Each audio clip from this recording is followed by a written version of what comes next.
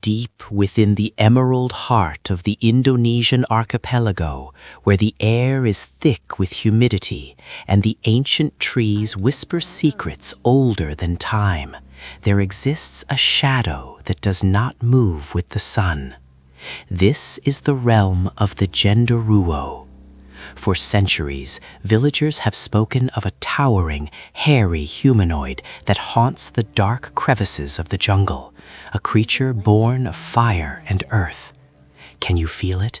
The temperature drops as the canopy closes above you, blotting out the stars. You are no longer alone in these woods.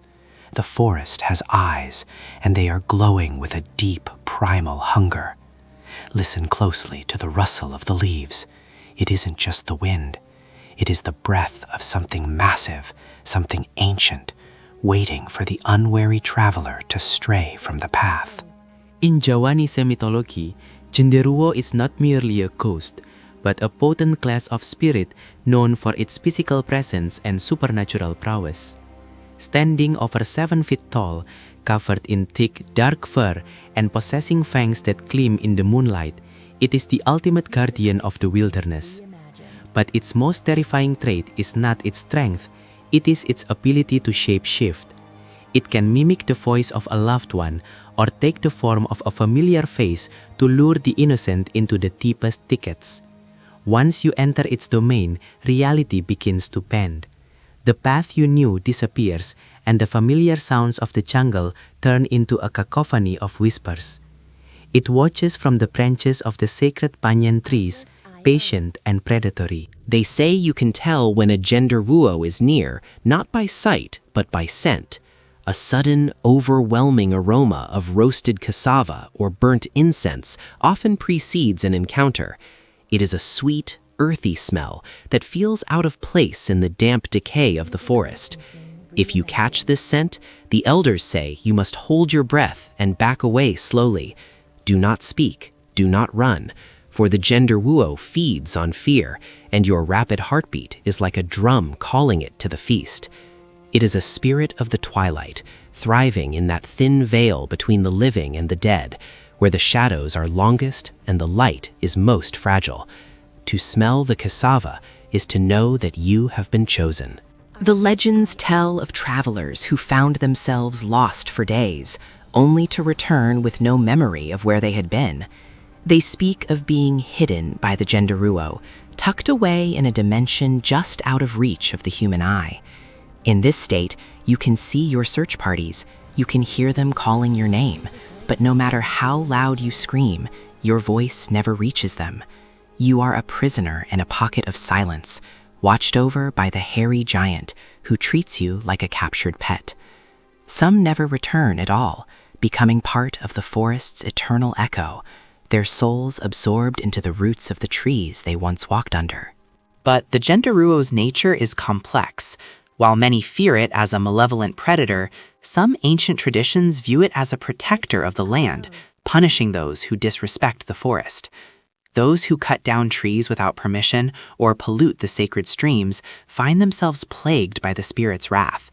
It will throw stones at their homes or manifest as a dark weight on their chests during sleep, a phenomenon known as tindihan.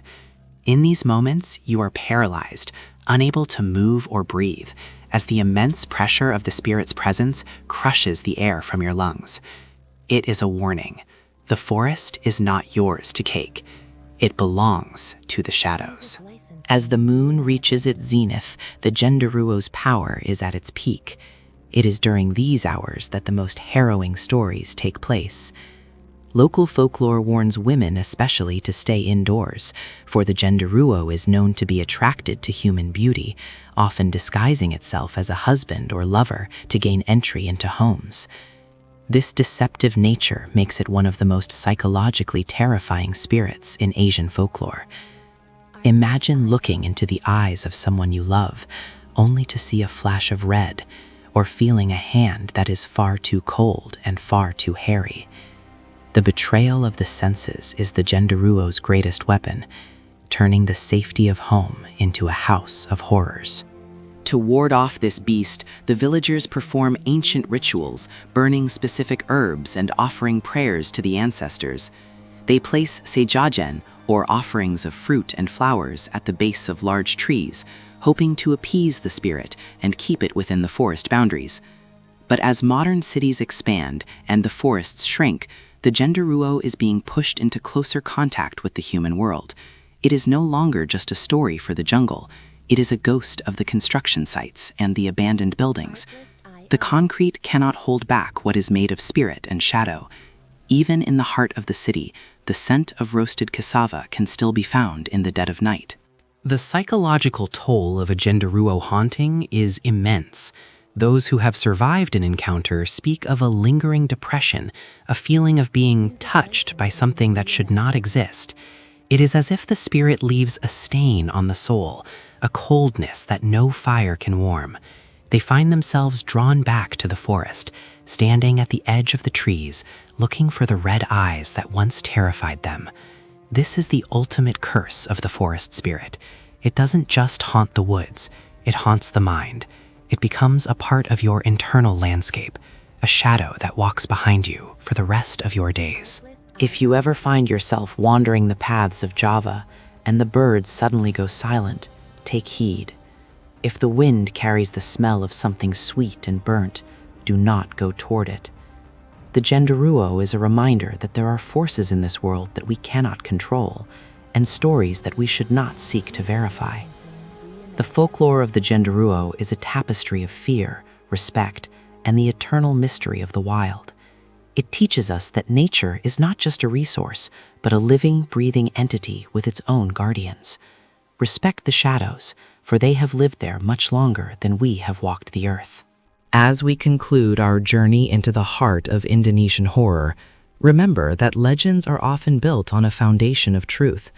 Whether the Genderuo is a literal creature or a manifestation of our primal fears, its presence in the cultural psyche remains unshakable. The next time you walk through a forest at night and feel a prickle on the back of your neck, don't be so quick to dismiss it as imagination. It might just be the forest spirit, checking to see if you're worth following. Don't forget to like and subscribe for more updates and journeys into the world of folklore and the supernatural. Stay safe, stay curious, and whatever you do, don't look back.